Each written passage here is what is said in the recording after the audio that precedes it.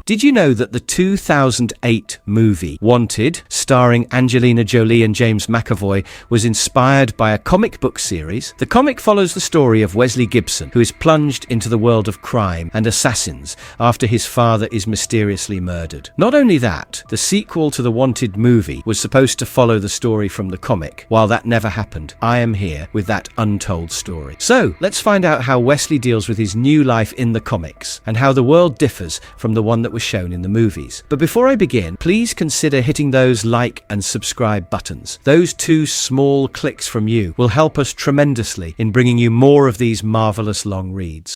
Wanted, issue number 1. Bring on the bad guys. Just like the movies, the story begins by showing us Wesley's girlfriend cheating on him with his best friend on a regular basis. He recounts having bought the furniture, including the table that is going to be the venue for their fornication tonight. We then see Wesley and his girlfriend having dinner at a Korean restaurant with Barry while pretending that everything is fine. Wesley is doing his best to pretend that he doesn't know about their adultery behind his back, and though his girlfriend and best friend are buying the act, to us, the reader, it's clear that Wesley is clearly faking it. Also, unlike the movies, his girlfriend and best friend haven't been named yet. We are then introduced to Wesley's workplace, just like in the movies, and we see that he is an everyday assistant to the associate editor of Hyperthyroidism Today, a publication focusing on autoimmune diseases on the eastern seaboard. His boss, just like the movies, is obese and obscenely mean to Wesley. However, in the comics, she is African American. Wesley then introduces us to his sandwich, a crusted salmon over sourdough with mustard greens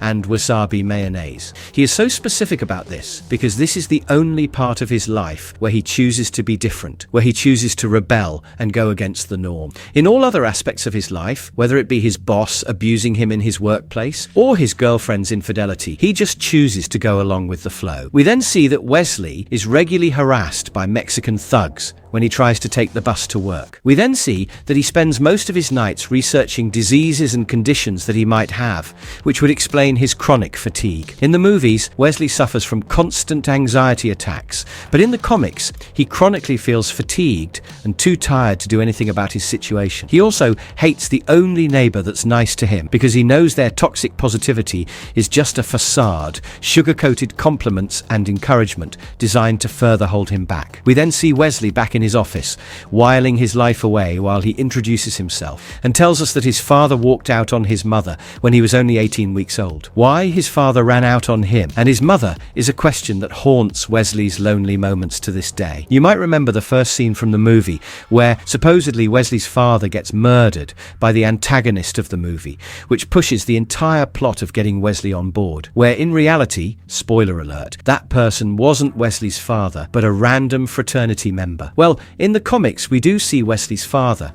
He's an old man who is too high on his ego and regularly likes to hire gay escorts to fulfill his fetishes and fantasies. However, when they notice a couple of red dots on his face, they ask him about it, thinking that he is setting up a rave ambience for the video that they are about to shoot. However, Gibson knows better. He knows these are lasers from snipers, and so before he is caught in the fire, he leaps away. But the escorts aren't so lucky. Both of them get caught in the gunfire. Gibson, however, unleashes his inner killer. He grabs his pistols and begins speeding towards the gunman at inhumane speeds. He leaps out of the window at breakneck speed and manages to reach the building on the other side of the street without an issue. He then somehow sprints on the side of a building towards his killers, and even before he has landed on the same roof as them, he has already shot and killed all of them except 2. He then lands on the roof while surprisingly sporting webbed shoes and threatens one of the surviving killers while shooting the other in the head. Gibson calls himself the killer and demands to know who hired these men, but the man doesn't know anything about it. His name was handed to them in an unmarked envelope, along with his location. Gibson screams and threatens the man again, and this is when the killer frantically says that they were just supposed to be decoys. By the time Gibson realizes what this means, it's already too late. A bullet comes whizzing through the air and blows his brains out. We then see the various fraternity members attending his funeral as 2 higher-ups discuss the killer's murder and its repercussions. One of them is named the Imp, while the other is named the Sucker. Sucker informs Imp that the killer was killed by a shot that was taken from 2 cities away, which means that the killer was one hell of a marksman. Even though this shootout happened in the middle of New York, the Control, a branch of the fraternity, was somehow able to keep all of this under wraps. Sucker is surprised by their capabilities, but Imp tells him that the Control is powerful enough to stop the second coming of Christ, which they seemingly did a few years back. They then discuss Fox, another fraternity member, who was apparently very close to Gibson. We then see that, unlike the movies, Fox is an African-American woman who canonically is inspired by Halle Berry. Sucker then reveals that an entity named the Professor is keeping Fox high on something called the Happy Juice to prevent her from going berserk and killing everyone in sight. We then see that the Imp suspects that the job was carried out by someone named Mr. Rictus, and Sucker thinks that this could be the case. The killer and Mr. Rictus had been feuding with each other for years, and though he had sent a couple of flowers to the funeral and Shithead to represent him, it doesn't mean that they all think he is innocent. The next bunch of words is a bit cryptic, but they seem to suggest that Mr. Rictus was the killer's former boss. Everyone is leaving the funeral, and as Imp and Sucker continue to talk, we learn that Fox and Gibson were romantically involved, although she should be the one inheriting his multi-million-dollar estate. It will, in fact, go to Gibson's son. Gibson apparently married an escort for 10 minutes 20 years ago, which technically means that the entire estate and the money belong to their son. Now, both of them agree that it's no wonder Fox wants to kill everyone in sight because of this. We are then introduced to Wesley again, and this time he has bags under his eyes because he was busy consoling Lisa, his girlfriend, after she confessed to sleeping with not only his best friend, but also 11 other co-workers. Not only that, but she had the audacity to blame it all on him and then demand that they have a baby together so that Wesley can seem more attractive to her. He wonders about the consequences of having a baby with Lisa while going through his day, as everything around him continues as it does. Wesley continues to work aimlessly, Lisa continues to sleep with his best friend, and Wesley continues his heavy dose of pills to battle his chronic fatigue. But this time, when he goes to the shop to get his favourite sandwich, Fox shows up behind him. She is here to talk with him, and she isn't going to take no for an answer. This is the first time Wesley stands up for himself and tells Fox to get her hands off of him, and in return, Fox decides to show him the power she holds. Now, if you remember the movies, the fraternity was quite keen on keeping things under wraps, but not here. No, in fact, Fox isn't even given a confrontation with Cross to justify the shootout in the subway shop. Fox simply does it, because as you will see in the comics, she can do that.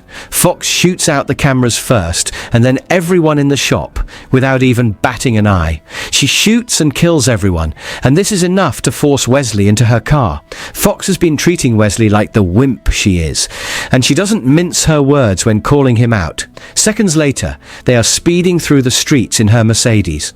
Wesley is baffled that the cops haven't started following them, and this is when Fox scoffs and reveals to him that as long as they are in a car with these number plates and have this pin on their clothes, no one in the world is going to bother them no matter what they do. They can shoot, bomb, kill, or rape, and no one would stop them. We then see Wesley crying as Fox tells him that the only difference between a dream and a nightmare is how you approach them. They then drive into a normal-looking mechanic's shop, only for them to be stopped by a little doll. Fox then greets the person guarding the secret entrance, Doll Master, a man who controls dolls and has complete command over them.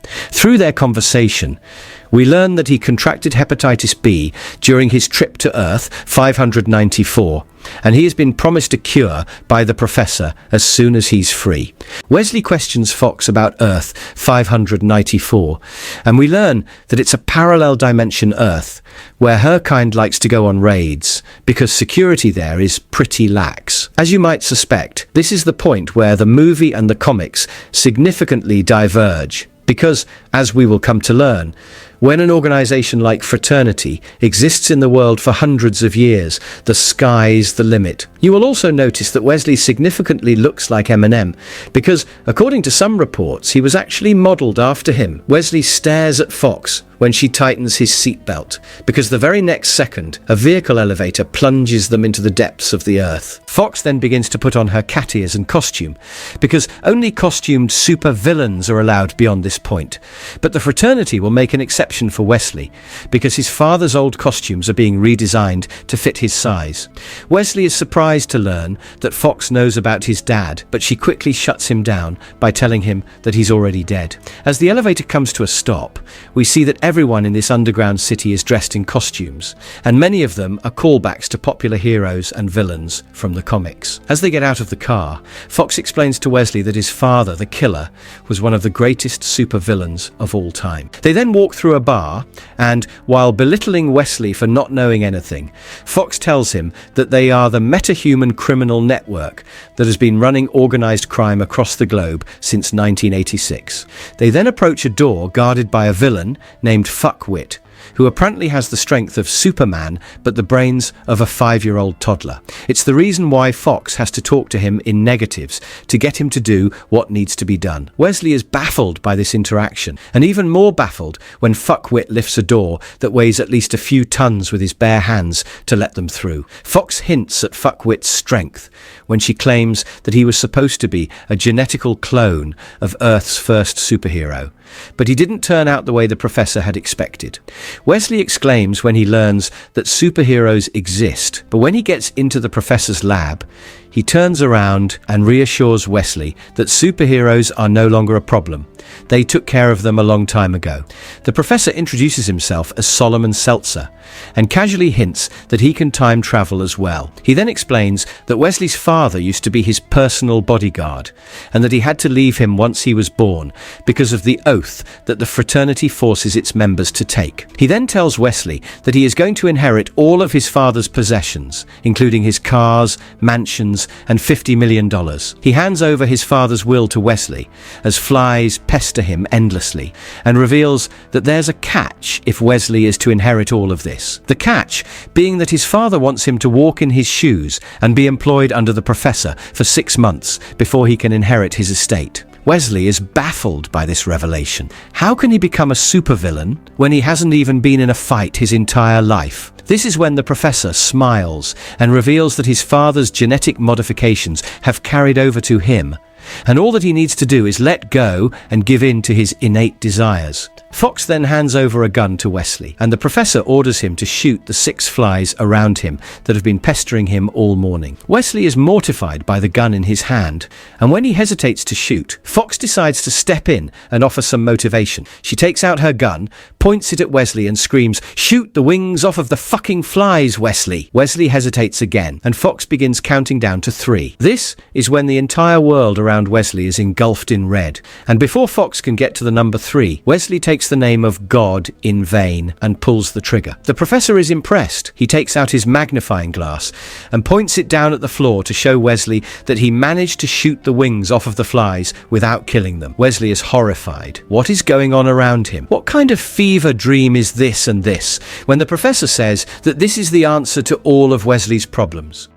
Wanted. Issue number 2. Fuck you. We then see Wesley lying in bed with Lisa, contemplating and dreaming about his new life while weighing the consequences. He walks out of his apartment building the next morning, only to be greeted by the toxic positivity in his building. He goes through his day as usual, only this time, the opportunity to change his life by joining the fraternity hangs tantalizingly in front of him. That night, Lisa decides to go to a party with her work colleagues, and we see Wesley getting angry for the first time, because he knows what this means, considering Lisa's streak of infidelity that she confessed to lately. We then see Fox calling Wesley because it's the 23rd hour, and they need an answer from him before the 24th hour mark. Wesley confesses that he wants to join them. He wants to join the fraternity desperately, and wants to learn how to be a man and stand up for himself. Fox smirks and tells him to flip off his entire office while throwing papers into the air because this is his first lesson. Wesley hesitates, but Fox leaves the choice up to him and cuts the call. Wesley then musters up his courage, flings the papers into the air, and walks out of the office to meet up with Fox while regretting everything that he just did. This now begins Wesley's training montage, which differs from the movie because it focuses on desensitizing Wesley. In the movie, however, the training was meant to teach Wesley how to control and call on his adrenaline rushes at will. In the comics, however, Wesley seemingly has a hold on his powers by default, and Fox's main focus is on desensitizing him. So when it comes to shooting practice, Wesley is shooting dead corpses for target practice, And when he's not shooting guns, he's slaughtering cattle by the second to get used to the smell of meat, blood, and bones. We then see that he spends his mornings getting beaten up to get used to pain, and then the nights in the professor's lab for rapid healing. He does this for 3 weeks, and after losing 4 teeth, getting a jaw broken, a few broken ribs, and 12,817 slaughtered farm animals, Wesley has finally begun to get the hang of this. So in the 4th week, when they decide to remove his handcuffs in the morning before the beating begins, Wesley breaks his chair against the wall, grabs a splintered piece of wood, and stabs his attacker through the head. This is it, his first taste of death and blood. And to Wesley, this rush is like a drug which he has been designed to consume. And the worst part is that he is now hooked on that drug, and Wesley confesses that he wants more. And so, unlike the movies, in the comics, Wesley is a cold-blooded killer, simply craving blood, while in the movies, he is a common man who is coerced into killing people in the name of justice. And this begins his life as a supervillain, a cold-blooded killer, and in the first few weeks, he carries out his petty kills. At first, Fox has him kill random civilians to get used to the feeling. She then lets him carry out his personal kills, and Wesley starts by killing his geography teacher. He also kills the old man who beat him up as a kid for scratching his car. He then kills the first girl who refused to go out with him, and then kills his bullies from high school. He tells us their names, recounts why it was justified for him to murder these people. And as he rambles, we see that he has also killed random people that he hates. He has killed someone from Big Brother that he didn't like, an old-time Western actor whose movies he hated, his bank manager, his landlord, everyone who has wronged Wesley in some way or another gets killed. On one of his kills, we see that he is accompanied by the Imp. We then see him murdering an A-list celebrity after forcing himself on her with Saga, while confessing that he liked it, that he likes the power and the fact that he doesn't have to face the consequences anymore thanks to the fraternity. He is now working out daily, has started taking the professor's drugs to improve his strength, and then finally, a month and a half later, comes the day to face the Mexicans that bullied him every day for the past few years, every time he took a bus to work. Wesley approaches them with a racist joke and starts a confrontation, and this seems to be some sort of initiation ritual because everyone from the fraternity is watching over him. Wesley successfully beats them all up, and in the evening, we see him at his apartment gathering all his things while preparing to leave, while simultaneously also confessing to Lisa that he has joined the fraternity and is now a supervillain. Lisa thinks Wesley is having a mental breakdown and is simply using this as a crutch to break up with her. But Wesley tells her that it doesn't matter because she has been screwing everyone in sight behind his back. Lisa realizes that Wesley is no longer under her control, so she begins to manipulate him. She asks him if he is actually going to throw this all away, and this is when Wesley laughs and tells Lisa to fuck off and walks away. Lisa threatens to kill herself if he leaves, but Wesley doesn't care. He tells her to screw herself again and walks out. And this time, when his neighbor tries to belittle Wesley, he takes out his gun and shoots him in the head. We then see him being initiated into the fraternity while wearing his father's costume. The ritual involves the burning of a Marvel comic at the altar, ironically, while Wesley kneels in front of it, surrounded by the entire fraternity. We then see that everyone is dressed in their costumes, and Fuckwit is in a parody Superman costume, because obviously he's supposed to be a botched genetic clone of him. Wesley is congratulated by everyone once the ritual is complete, and this is when Mr. Rictus shows up, and the entire atmosphere in the room drops in a second. Mr. Rictus is a horrifying individual with a scarred face, sharp teeth, and red glasses that only add to his horror. The professor coldly addresses him and asks him why he's here, and Rictus explains that he is here to make an offer to Wesley. Wesley tries to antagonize Rictus, but Fox shuts him down quickly, and it's clear that even she doesn't mess around with Rictus. We learn that Wesley's father and the Fox used to work for Mr. Rictus at one point in time, before Fox convinced him to leave Rictus and join the professor instead. Fox retaliates by revealing that Rictus was violating and killing kids, but Rictus simply shuts her up by putting his cane against her face. It's clear that everyone is quite scared of him, and this subservience takes Wesley by surprise and scares him for the first time since joining the fraternity. We then see that Rictus's personal bodyguard is Shithead, a huge entity made from the excrement of the 666 most vile people born on Earth. Rictus offers Wesley the chance to join him on his ventures, just like his father, and leaves while keeping the offer open for the future. He then remarks that Wesley looks awfully like his father, and this is when the professor is forced to threaten Rictus, and he finally decides to leave. There's clearly beef between the professor and Rictus, and once he is gone, it is revealed that Rictus and the professor are a part of the Five. When supervillains supervillains took over the world in 1986, the entire Earth was split into 5 factions and handed over to the vilest of them. The Professor got America, but Rictus got the short end of the deal and ended up getting Australia, which he is still mad about. He has been picking off key players for years to finally make his move. And when Wesley asks if he might be the one who killed his father, the Professor confesses that he might be right. The Professor then leads Wesley deep into his lab while telling him about the crisis of 1986 and how Rictus and his father teamed up to defeat the superhero that had been the bane of their pain for years. Among supervillains, loyalty is scarce, and Rictus didn't take kindly to Wesley's father's betrayal. Their conversation also reveals that the supervillains teamed up in 1986 by the numbers to wage a war against the superheroes and eventually wipe them all out after a battle that lasted almost 3 months. The Professor also reveals that once this was done, the villains teamed up to bend reality and to erase the existence of superheroes from every mind on Earth. They had various powers at their disposal: the Professor's mind, the Imp's 7-dimensional powers, and more, and so they erased the superheroes from existence. And so the superheroes are no more. The killer's nemesis is now an old-time actor, while the warrior princess is an alcoholic. It is heavily implied that these are meant to be Superman and Wonder Woman. Nobody knows this truth, but when it is revealed to Wesley, he realizes that it was a blocked memory that was hidden in plain sight. He holds his head, and this is when the Professor smiles and tells him that he has another secret to show him, a secret that he has kept hidden from the fraternity itself. It's his naughty secret, because though he knew better, he couldn't let this memento of his victory be wiped from existence. The Professor then opens a vault and shows Wesley that he has still kept Superman's tattered cape deep in his lab, hidden from all eyes on Earth. And after this revelation, Wesley's job begins under the guidance of the Professor. And this, viewer, is where we completely diverge from the movies. There will be a few plot callbacks in future issues, but the rest of it, including the setup, is going to be completely different.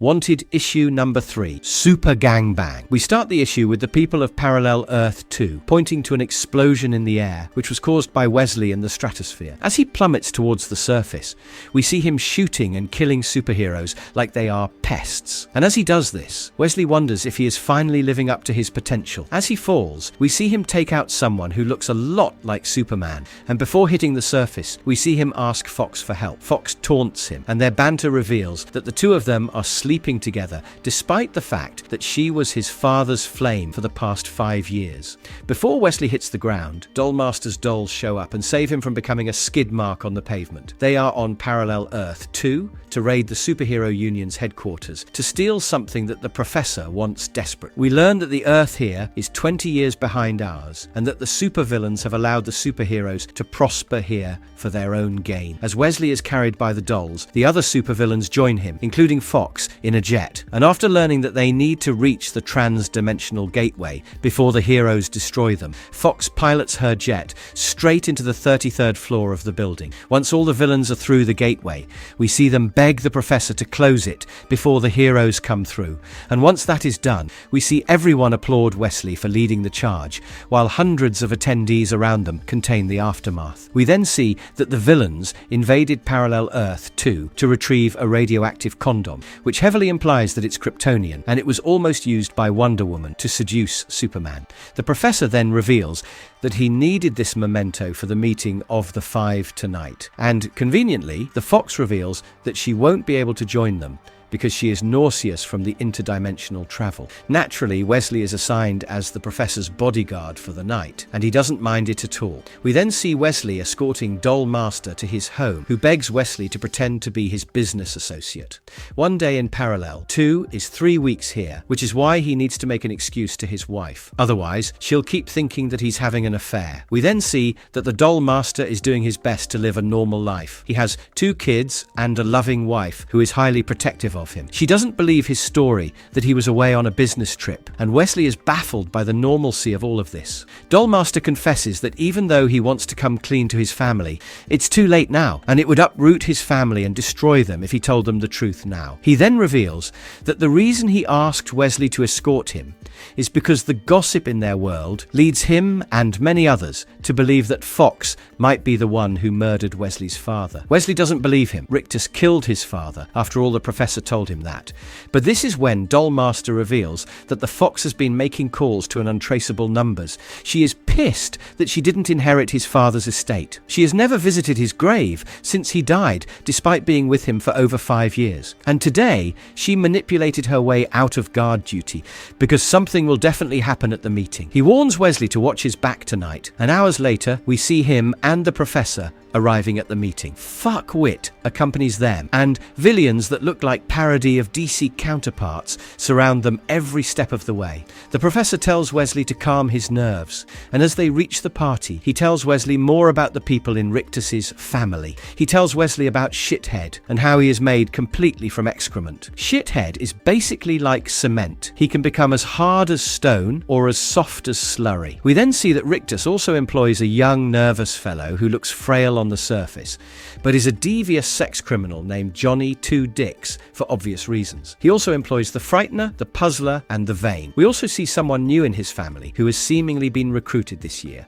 Wesley then remarks on Rictus, and the professor tells him that Rictus once used to be a man of faith and a devout Christian. However, after dying for a few minutes after a horrific accident, Rictus realized that there was no heaven or hell, no God, and this made him realize how his devotion was completely pointless. And so, this earth-shattering revelation made him change his ways, and turned him into what he is today. We then see the professor meet up with another of the 5, Ching Sang, and he offers the radioactive condom to him as a reminder of the olden times and their battle together against the heroes in 1986. Ching Sang is pleased by the gift and gets overtaken by nostalgia. Minutes later, the meeting begins, and we see that 3 of the 5 have been profitable the last year, except Australia and Europe, which in turn are ruled by Rictus and the future. Let's introduce you to the Council of 5, which consists of the Professor, who looks over North and South America. Then there's Adam 1, an immortal villain who rules over Africa. The Future and Rictus, who look over Europe and Australia respectively. And the Emperor, who rules over Asia. The meeting continues, and minutes later, the 5 begin butting heads with Rictus, because he wants to make their council public. Rictus wants to instill fear in the public, rule over them ruthlessly, while Adam 1 and the Professor want to keep their existence a secret while maximizing profit. This happens every year, and they always end up voting only for Rictus to end up losing. Rictus doesn't back down this year, and we see all of them vote once again. However, this time, the Emperor doesn't side with either of them. We then see him contemplating his vote, and it is revealed that Rictus and the Future tried to manipulate the Emperor before this meeting. He had agreed to side with them when the vote happened, but now, after the Professor's words and how it might be profitable to stay in secrecy, he isn't so sure anymore. Outraged, Rictus leaves the meeting before the Emperor's vote, and Wesley calls him a goat fucker as he is leaving. This is when Rictus gets in Wesley's face and explains to him that he doesn't fuck goats, he makes love to them. We then see Wesley escorting the Professor back to his lab, and it is revealed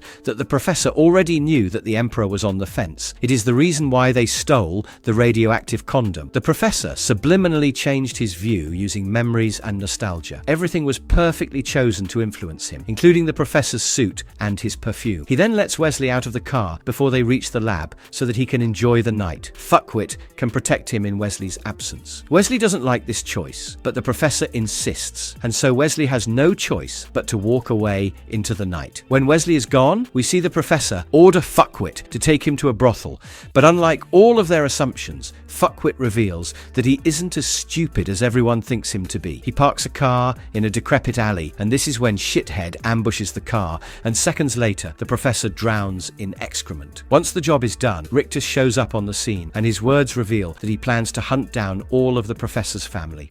Wanted. Issue number 4. Crime Pays. We start the issue with Fox and Wesley in bed as she tells him that the first of the supervillains was stark naked when committing their robberies. This made them formidable enough to carry on for 30 years, and no superheroes would confront them because none of them wanted to fight naked guys on the front page of the newspaper. However, the invention of CCTV cameras was the end of them, but not the supervillains. She then tells him that there were 22 villains for each superhero, and each of them had a superpower that countered the power of their nemesis. She then notices that Wesley has been a bit out of it all night, and this is when Wesley tells her what he did after the Professor dropped him in the middle of nowhere. He was still nauseous after the trip to China for the meeting, so he decided to walk the streets until he came upon a precinct. Then, in a fit of rage and adrenaline, He ended up shooting every police officer in it. However, he stopped when he saw an old female officer who was simply guarding the cells and minding her own business. That is when Wesley's emotions broke free from their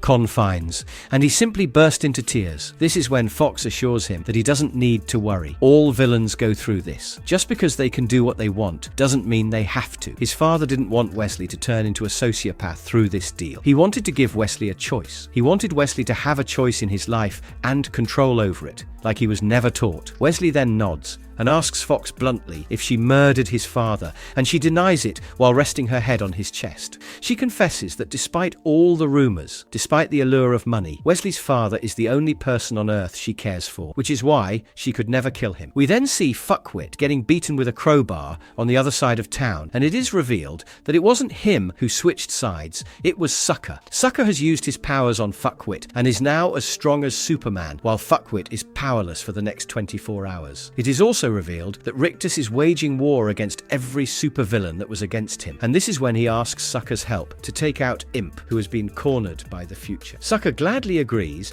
and flies away at hypersonic speeds and decapitates the Imp with a single move. We then see Fuckwit continue to get tormented and realize that the statement "Johnny Two Dicks thinks from his dick" was literal because his penis can speak. It is the one that commits the crimes and forces Johnny to go along with it, and right now his penis is forcing him to kill Fuckwit using the crowbar. Johnny reluctantly complies, while apologizing to Fuckwit over and over again. We then see the Dollmaster get ambushed by Rictus, and the Dollmaster reveals that he was already waiting for them. It's the reason why his house is empty today. He sent his children and wife to their grandma's place a day ago. He then requests Rictus to be kind and kill him quickly so that the family can mourn him properly. However, this is when Rictus reveals that his family is already dead. He pulls out a bunch of Polaroids and tosses them at the Dollmaster, who unfortunately learns that his wife and kids were ambushed by Rictus and his men before they made it to their destination. They were raped and killed brutally, and this is when, for the first time, we see Dollmaster curse for the first time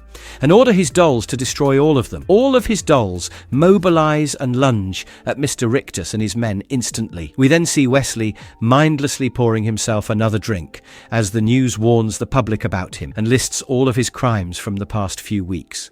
Rictus now controls the fraternity, which means that Wesley and Fox are no longer protected. Wesley's former girlfriend comes on TV and recounts Wesley killing his best friend Henry, and this is when Wesley is ambushed by Shithead and the other villains in the apartment.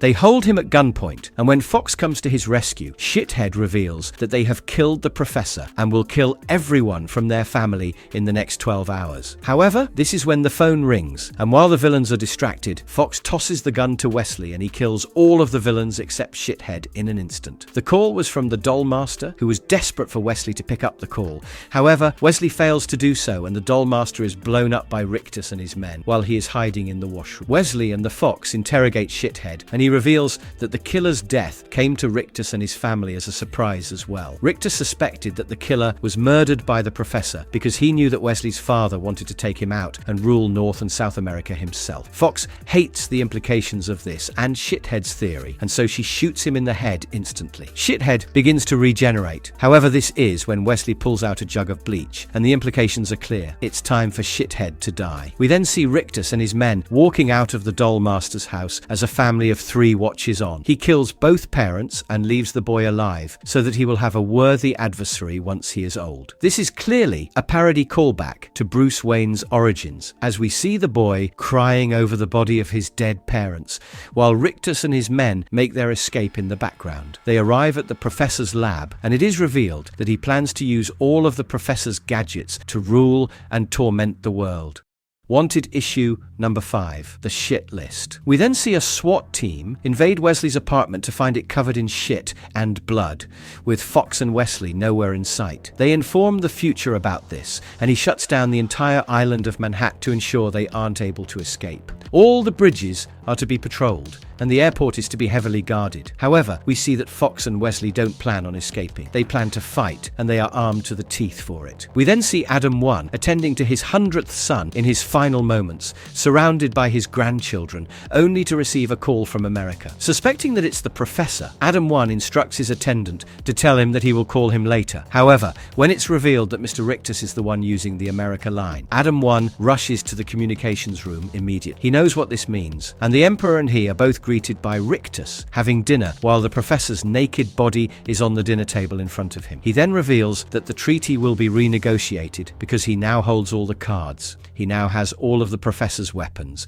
and he will use them as soon as he figures out how they work. He now controls the Hammer of Hell, the Golem from space, as well as the Continent Smasher. What's more is the fact that while going through the professor's belongings, he also found the flesh-eating octopus that they used to torment the world in the olden days. And for fun, he is now going to feed 2 former heroes to the octopus on camera. It's heavily implied that these 2 used to be Batman and Robin, who now believe that they were simply a part of a TV show, which in turn implies that they are Adam West and Burt Ward from the TV show. They beg for their lives, and so do the Emperor and Adam 1, but Rictus ruthlessly orders the puzzler to feed the octopus, and the next second he pulls the trigger. The 2 actors are dropped into the water below, and a minute later everything is coloured red. Rictus states clearly that he plans to wage war against the world and all parallel realities, and the 2 other leaders warn him that this would mean all superheroes from the multiverse raining down on them, but Rictus doesn't care. He has stayed in the shadows long enough, and he now plans to face everything he has been hiding from head on. We then see Nightshade and the Future walking through downtown New York, while the former uses her powers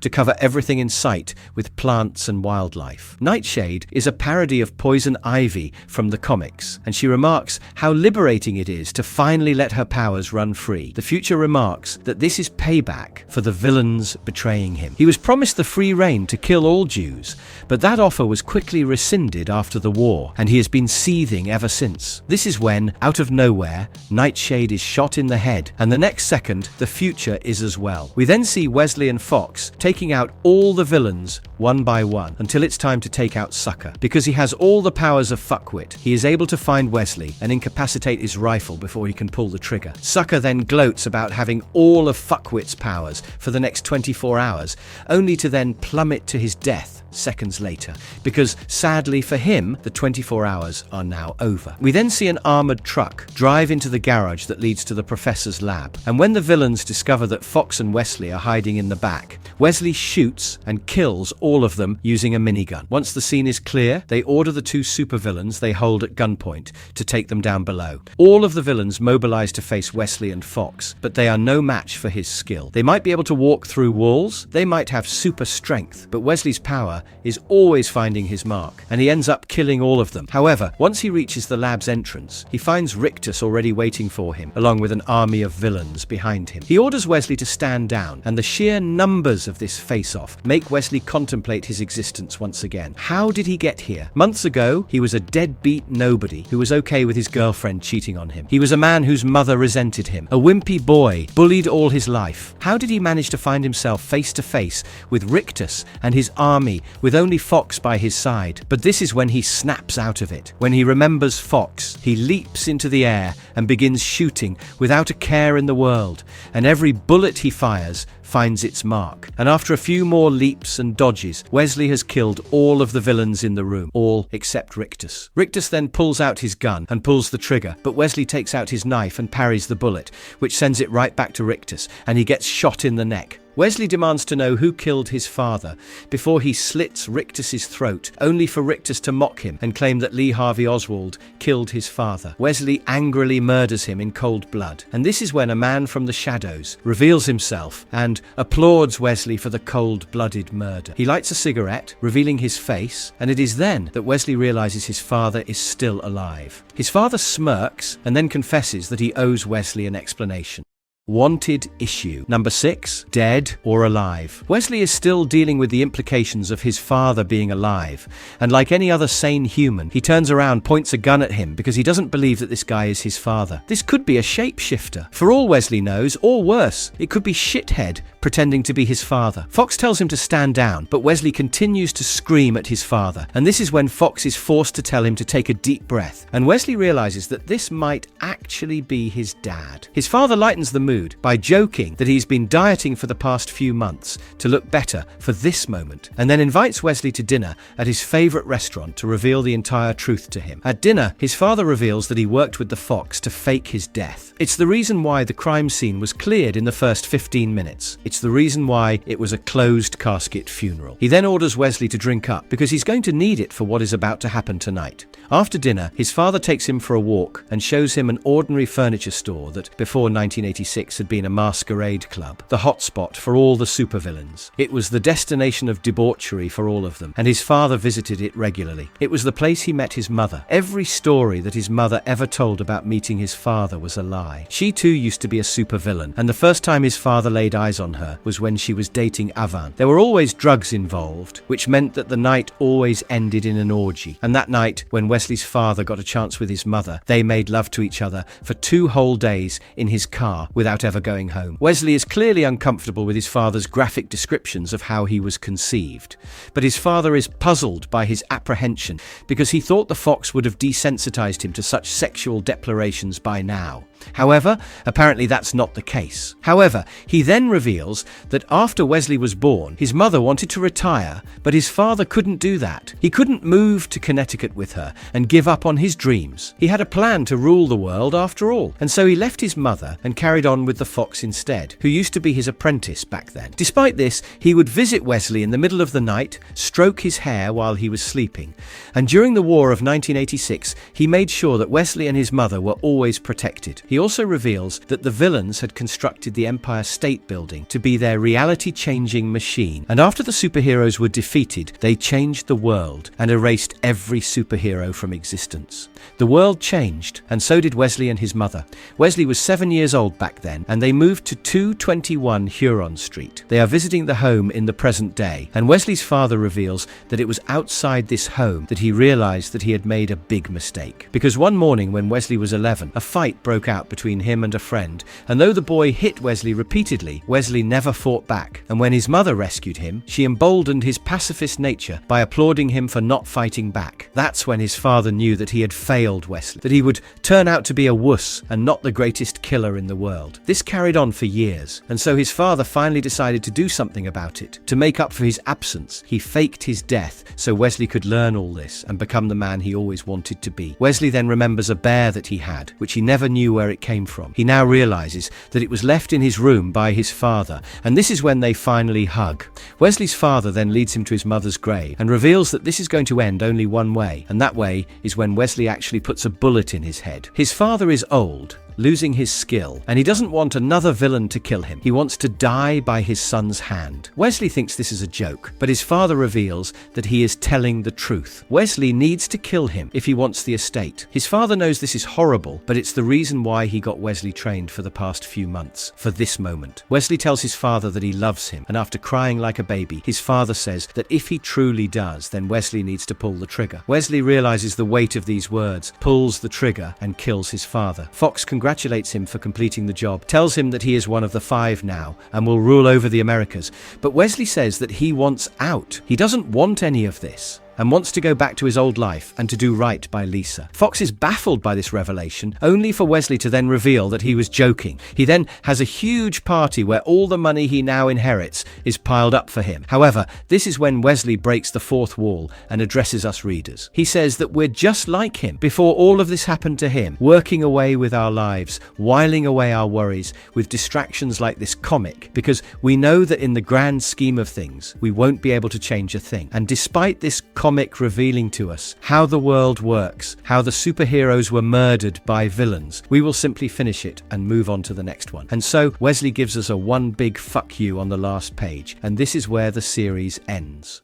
What happened to the Wanted sequel? What would have been the story? So Universal Studios was actively looking to produce the Wanted sequel after the first movie was a blockbuster success. Writers Michael Brann and Derek Haas were rehired to write the script for the sequel, which they ended up completing and had high hopes for. However, according to anonymous sources, when director Timur Bekmambetov from the first movie joined the production, creative differences stalled the project. According to writer Michael Brann, Bekmambetov wanted to take the sequel in a different direction, and this, quote, took the wind out of the sails. The studio quickly moved on to other projects, and the sequel never happened. Over the years, James McAvoy has expressed his desire to return to the role of Wesley if the sequel ever happens. Angelina Jolie, however, declined and said that she would not be willing to reprise her role as Fox, and rightly so, because Fox gets killed in the first movie. According to the writers, the sequel was supposed to introduce other factions of the fraternity, as well as a new character who would be brought into the world just like Wesley in the first movie, while Wesley mentored her just like Fox. And so, although not in the books, a script for the sequel still exists, and considering the nostalgia gravy train Hollywood has been boarding for the past few years, a Wanted sequel might just happen in the future. What did you think about the comics? Did you like the changes made so that the movie could happen? Which character would you like to see included in a sequel if it ever happened? Comment below and tell us what you think about it.